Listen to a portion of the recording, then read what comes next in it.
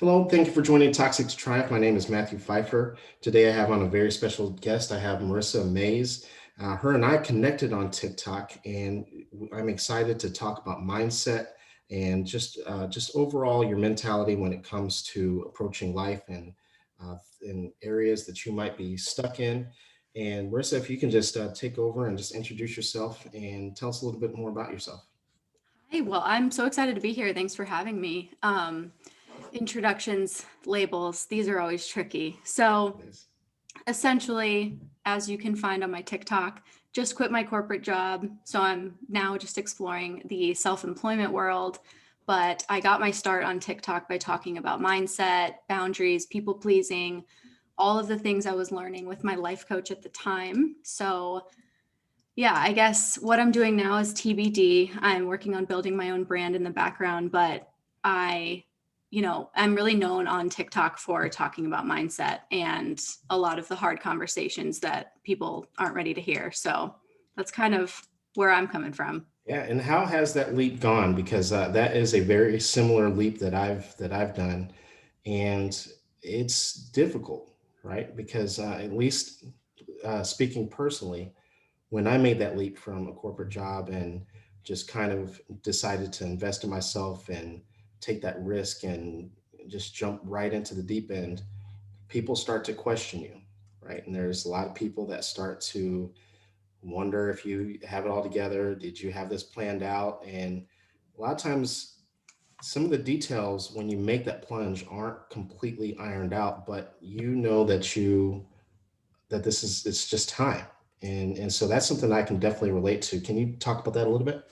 Oh, exactly what you just said. So I pretty much knew I had to make a change with my job last summer. So the summer of 2020, I think, when everyone was waking up to all of the stuff brewing in themselves because we were stuck at home and faced to just look in the mirror. So that's really when I knew that I had to find my way out. So that's when I first got on TikTok. I realized the opportunity that was on the app and just what could happen for people. I mean, people getting 1 million followers in a month, it's Mhm. just absolutely ridiculous what it can do. So December came and I knew that this was going to be my last month of work. And I actually filmed myself quitting and Mhm. I posted that video, and that's it's now my most viral video. It's sitting at a couple million views. And it's funny because exactly what you just said, a lot of the comments are people saying, well, I hope you have savings and I hope you have a job lined up. And just coming from this very negative place. And it's just, it was very interesting to see the world's reaction to this young person saying, hey, I'm quitting my job Mhm. at the end of 2020, the year where people have died and the year where people have been laid off. Mhm. But I just had this deep knowing that I'm going to be okay. Yeah. I'm ready. It's time. Every second that I spent in the corporate job, I was too miserable to be productive and to see TikTok as a side hustle because I couldn't function. Right. So I knew that in order to put more energy into my online growth, I had to quit. Yeah. So One of it's the been things good so that far. so for a lot of people listening, because most people listen to this and they are in or they're recovering from a toxic relationship. Um, but even workplace dynamics, and I'm not saying that your workplace was toxic, but just kind of the mindset of that we know that this is over, right? And just Mm. having this mindset of um, what do I call it? Dealing with life on life's terms, radical acceptance, right? And so for you to get that type of pushback, what what took place that like mentally or emotionally that you just said, I just know that this is over?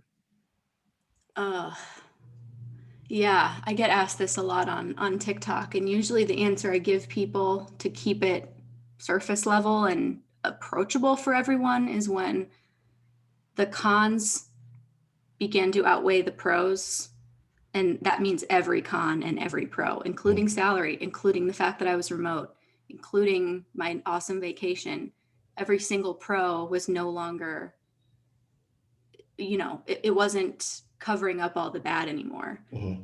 And I think I kind of went through this experience with my college relationship. I just woke up one day and knew. Mm-hmm. And I don't know if I can put that feeling into words other than just a deep knowing in my intuition. And I think that connection to your intuition is probably the most important piece, because I think people can easily be tricked by it Yeah. and kind of talk themselves back in. But if you have a deep enough knowing and trusting relationship to your intuition or your gut or to God or whatever you want to call it, you just know when it's time.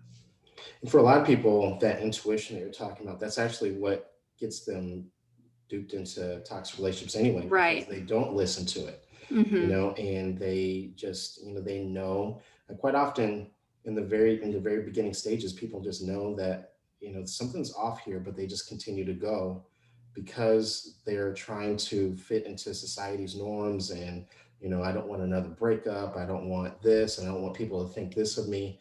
Can you kind of elaborate a little bit about, like, the pushback that you may have gotten, like when you started to open up with your friends, your family, about when it was time for you to go?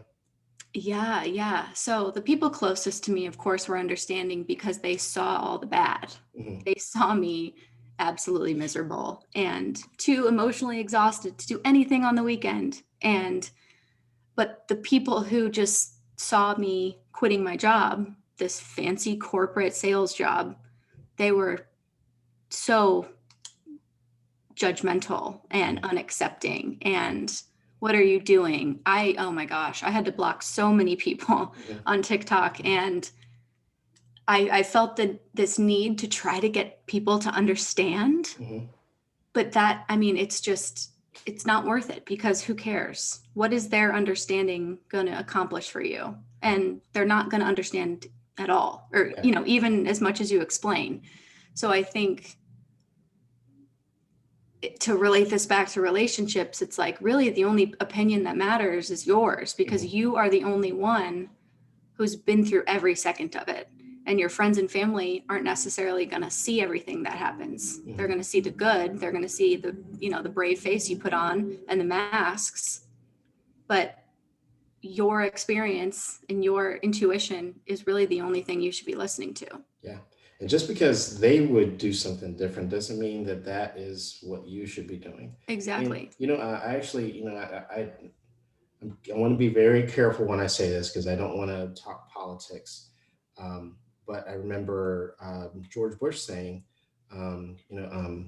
George Bush Part 2 saying, no one knows no one knows what decisions should be made until you're sitting in that seat. You don't know what buttons you would press until you're actually there, right? And it's very true. You don't know what you would do. You don't know how this person feels. You don't know. You can't see how they're feeling, and that sort of thing. So, with that being said, how has your relationship with yourself changed, or has it changed since then? Oh God, yeah. Since last summer, that's really when everything changed for me. I was living my life from all my trauma, and as you know, a white woman growing up with a great family, middle class. I had everything I needed. I went to college. And then, I get to the age where I'm finally on my own, doing my own thing. I didn't think I had any trauma. Hmm. That I was one of those people where Hmm. I'm like, I have nothing to be upset about. Hmm. I have nothing to work through. And I was just so wrong. And Hmm. so once I started to actually unpack that, I realized that I had been living from all my hurt. I Hmm. was reacting to everything, I was not responding. It occurred to me that a lot of the negative parts of my college relationship, that was totally on me too. Hmm. We like to paint everybody else as, oh, well, why would they say that to me? And it's Hmm. like, no, why is that triggering you? Yeah. And I didn't realize that that's what I had been living from. And one of the videos, actually, I think you responded to it, that really kind of highlights what I was going through, was what happens when you heal and then you don't have a personality because you realize that your personality has just been your coping mechanisms Yeah. put in a bunch, and that's okay, here's your personality. Hmm. I didn't realize that, but Yeah. now it's just you truly get to choose who you want to be. Hmm. And that's the most freeing feeling. It's so hard to explain, but I more than anything I want people to know that it's so available and Yeah. it's so possible for everyone. And what I like about that is that you can always change your mind. One of the things that I see from a lot of people and something that I've experienced is that, if you decide to change courses, a lot of people start to give pushback. Well, you've never been interested in that before. Like, why all of a sudden now this and that? And because that's what I want to do. I want to change courses. I want to try something new. But Hmm. for you, when you were living through that trauma, so to speak, what did that look like? How did it show up, in your life, whether it be your relationships or at work or? Hmm. I I was an achiever, a Mhm, performer. So all of my self-worth, I mean, every ounce of it came from that place. I grew up playing competitive fast pitch softball from when I was 8 years old. mhm, So from 8 to 22, I was playing a sport that, I mean, you really had to be good yeah, to make your way. And I'm 5'2", so I'm little. It's not like I have this natural born athletic ability. So I really had to bust my ass. mhm, And by the time, so I played Division 1 in college. And then after that, I had an identity crisis. I'm like, I'm no longer an athlete. What's my mhm, label now? And I didn't know who I was. mhm, And that's the time when my college relationship kind of crumbled mhm, because I was now looking to him mhm, for my label, for my value, for my worth. And after that is when I've got my first big corporate job. mhm, And I was just all in on this job. And I was the brightest young person that they had ever hired. I was killing it. I mhm. was impressing everyone. The CEO knew who I was. It was just, I couldn't be touched. I couldn't be stopped. And then I got promoted again. And that's when I was in the corporate, or that's when I was in the sales role. And I finally wasn't that good at it. Mhm. And I didn't know what to do with myself without the feedback of, wow, you're so good at this. You're so good at this. And I just, if I'm not an athlete and I'm obviously not a salesperson, what the heck am I? Yeah, And that, like, it just all lined up so perfectly that that's exactly when I knew, okay, this isn't working and something has to change. yeah. And through that process, and obviously we know that that change was, for you to finally venture out on your own. But through that process, because I've been there, you discover more about yourself, and you actually go, you end up with a much deeper relationship with yourself, and you start this process of self-love discovery, self-worth. What does that actually look like? What does, as a matter of fact, one of I think one of the videos that we did together, we said, we kind of alluded to that. Like, what is self-worth? What does that look like? How does it feel? How does it even discovered when you're in that type of situation where you're kind of in this pit of, like, lack of better words, pit of despair, like identity crisis, not knowing who you are, work isn't going that great at that time, your relationship wasn't that going that great. Um, like, how do you even pull out of it, even recognize that that's even a problem? Yeah, such a good question. For me, I knew it was a problem because I really had been waiting to be happy my whole life. Once I, quote, reached my ideal circumstances. So I was all about, as soon as my circumstances are right, I will be happy. That's Mhm, just how I thought it was going to go. And last summer is when I had, the six-figure job, the status I wanted, the awesome apartment in the cool city, and I had never been more miserable before. So that was the wake-up call that I knew, okay, it's definitely time to get help with this.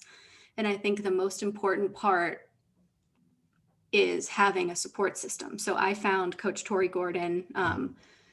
who is not a clinical, therapist or anything, but she basically was my therapist for She 6 knows her months. shit. Yeah. Exactly. Right. Yeah. That's not to say that she doesn't Yeah. absolutely know what the hell she's doing, because she's amazing.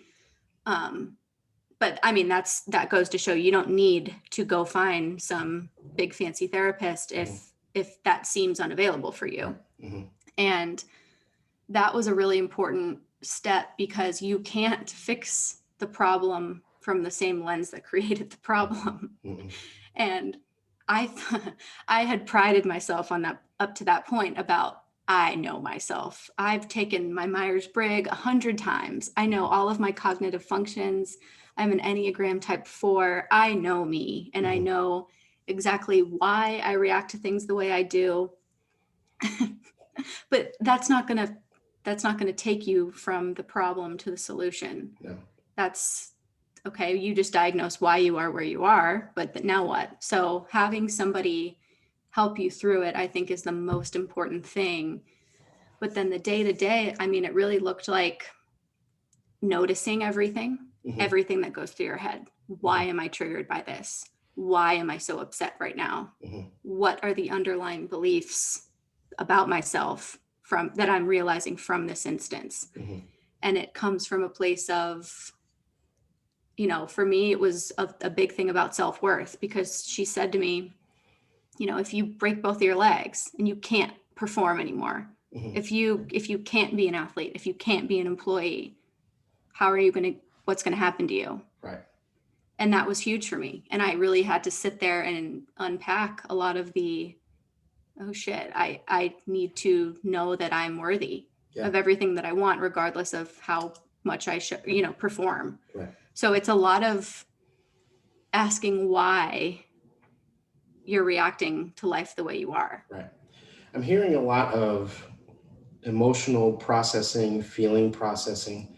Something I tell people all the time is that your emotions are a lot like the lights on the dashboard of your car. That if you don't stop and if you don't take care of it, you're going to have some issues down the road. And it's the same thing with your emotions. If you don't process them, you're going to have some issues down the road. What is that something that like you worked on with Tori? Is that something that you have always been get, that you naturally were gifted in processing your emotion? What does that look like for you? I think that I've always been I have a huge gift of just introspection, and I'm very aware of everything that goes through my head. But I think that's where that can also go wrong, is Mhm. because I was taking it to the point where I was trying to diagnose myself for every thought that I had and every emotion that I had. So one of the things that we actually worked on was not attaching a good or bad to any emotion, but just allow yourself to feel it. Mhm. And I think that's something that everybody can relate to, Yeah. because, for people That's who, actually very, very important mm-hmm, because people look at something like depression as, and I'm not talking about clinical depression. I'm talking about yeah, just, going through a bad time. They look at that emotion and they look at it as such a negative thing, and they just want to pull out of it. And they just want to be happy all the time, and it's so important to have a full range of emotions. mm-hmm, Not, even like anxiety. Anxiety has such a bad rap. People don't understand that if you don't have anxiety, there's no sense of urgency. yep, So if you're, going back to what you're talking about with college, if you have a paper due and it's due in 10 hours and you haven't started it and you have no anxiety, that paper's not getting done, mm-hmm, right? And so it's important for people to have a full range of emotions, not just happiness and not just all the ones that feel good all the time. right, yeah. And that was huge. And being able to just acknowledge what I'm feeling without having to make it mean anything.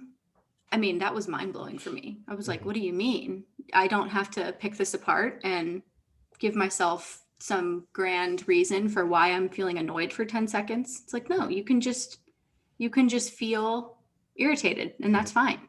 Mhm. But it's when you start to lash out at other people, that's when you really need, I mean, you should try to understand your triggers and why you're thinking the things you are, but I mean, it doesn't always have to be, that much. It can just be you feeling your emotions and Mhm. sitting on the couch and crying And then, okay, you feel better. You don't have to make it a big event. Right. And when does that turn into, so I know I've seen several of your videos where you do talk about people pleasing, and when does that turn into this emotion where I do need to address this with this person, and I do need to have an uncomfortable conversation with someone, um, and just taking a. I think in order to get to that place where you're ready to, confront someone, you have to first have enough of that self-worth, that self-love to understand that people pleasing isn't good for anyone. So Mhm, I think, if you feel like you're at the place where you need to confront someone, you're probably doing pretty well, mhm, because a lot of people will never do that. yeah. And the game changer that really sunk in for me about people pleasing is I heard someone refer to it as manipulation. Mhm, And I actually made a video about that, and that mhm. people they did not like that. No. But manipulation, what is it? Mhm, You're acting in a certain way mhm, to get people to see you in a certain light. yeah. That is people pleasing. Mhm, And I read a lot of Brene Brown, mhm, Glennon Doyle, just these amazing authors who, Brene Brown studies this. mhm, And I actually have it right in front of me, so I'm going to read you a quote. She said, compassion people ask for what they need. mhm, They say no when they need to, and when they say yes, they mean it. They're compassionate because their boundaries keep them out of resentment. If you yeah. go around through life people pleasing, you're going to feel used, Mhm, mistreated, but that's completely on you. So right. I think, once you reach the point where you understand that people pleasing and not having any boundaries isn't good for you, isn't good for them, Mhm, that's when you can finally get to the point to yeah. confront people. And Absolutely. it's a good thing. Yeah. And really, you're just giving a half-assed version of yourself to everyone, because Yes. you're not fulfilled. You're not. And I talk about this with parents all the time. They think that people pleasing benefits their kids, and it doesn't. You're giving them a half-assed version of their mother or father, and to set Yep. boundaries with them, empower yourself, to have self-love, to have self-worth. You're giving them like a full version of yourself, and it makes everybody better. Mm-hmm. And your kids see a better version, and then guess what? They decide that they want to enact self-love as well. Right. Yeah. I made a video kind of similar to the topic we're talking about recently. And a lot of the responses that were supposed to be a rebuttal Hmm. to my point about being yourself despite disappointing others, Hmm. people said, but I'm a mother, but I'm a father. And it's like, okay, you Yeah. just made my point for me. Hmm. What do you want to model to your children? Hmm. You have to be the best version of you. Right. It's the classic metaphor. You have to put your own mask on first Yep. when the plane's going down, Yep. or you're going to be dead in about 2 minutes. Yep. And with that being said, when I ask people this all the time, what would you tell your children to do? And Yes. quite often they would tell them the right thing. I'm like, well, you need to offer yourself the same exact love that you would offer them. And if people can understand how powerful modeling that behavior is for other people, it's just mind blowing. For someone like Tori to model it for you, eventually when you have children, for you to be able to model it for them. People Mm-hmm. don't understand that this is like life changing things, generational trauma changing type of activities that you're engaging in. Mm-hmm. Oh yeah, I don't think there's any better way to lead but by example. Right. And that's kind of always been my MO. I'm online and I have an audience, but I'm the biggest introvert you'll ever meet. I'm very reserved around people, but I like to let my actions speak for themselves. And, if I'm in a group of people who are just spewing the toxicity about, just the unnecessary gossip and drama, it's like the most powerful thing you can do is just excuse yourself. Yeah. Or, even better, push back and ask them why they feel the need to do that. And it's, yeah, this work is so, so important, and it's so available. But unfortunately, a lot of people never even realize that they need to do it. Yeah. I want to go back to something you mentioned earlier in terms of support system, because a lot of people don't do the work because they know that they're going to start losing friends. They're going to start losing people that are close to them because they realize that their circle, their, people that are in their corner are actually very toxic, and they're not. The minute that they engage in self love, they immediately have to set boundaries with people, and they just know that these people aren't going to put up with it. Um, did you have any of that transition for yourself? I mean, I know you alluded to that a little bit with your college boyfriend and that sort of thing, but can you speak to that a little bit? Yeah, and it's funny because I know that people listening to you explain that situation, they're gonna start getting sweaty and anxious Mhm. thinking about people, Yeah, leaving. But I get excited yeah, because to me, you're just weeding people out. yep, If you say no and someone gets pissed, why do you want them in your life anyways? right. So I think, the common denominator here is having enough self-worth and knowing what you deserve Hmm. to be okay when Hmm. these people leave. But Yeah. in terms of I've always kept my circle very small. Um, a lot of the people, when I was going through this work, we were all quarantined. I have a small circle as it is. I've Yeah. moved around a lot. So I didn't have a lot of those, friends by default that people have in their lives that, they just kind of weeded themselves out, Yeah. automatically. But it really did impact my relationship with my coworkers, Hmm. my family, and Hmm. then the guy that I'm dating now. So Hmm. it's, you know, which were the three most important relationships in my life. And I think that's why my job took a turn so severely, is because the minute I stopped doing the corporate song and dance and putting on a mask in order to be accepted by these men. I mean, I say men only because that's my company Yeah. was Hmm. mainly men. Um, that's when I knew that I didn't belong there anymore. Yeah.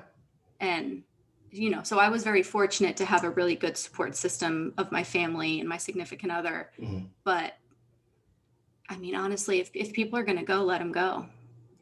And so we talk about the negative side of that, but there's also a positive side of the people that stay, right? And it Yeah. often strengthens the relationships of the people who do stay. Um, was that your experience? And if so, can you talk about that a little bit? Oh, absolutely. Yeah. I don't want to make it seem like I wasn't a huge people pleaser before I started the work. Hmm. It was more me keeping everything behind a mask in order to seem more together Yeah. and more perfect, because I just wanted to be this perfect example of a person with, in their 20s with their shit together. Yeah. And so I didn't really let people know about the thoughts I was having in terms of, I don't know what I'm doing with my life. I'm freaking miserable. Hmm. And so once I started to let those people in, I've never had a better relationship with my family, Hmm.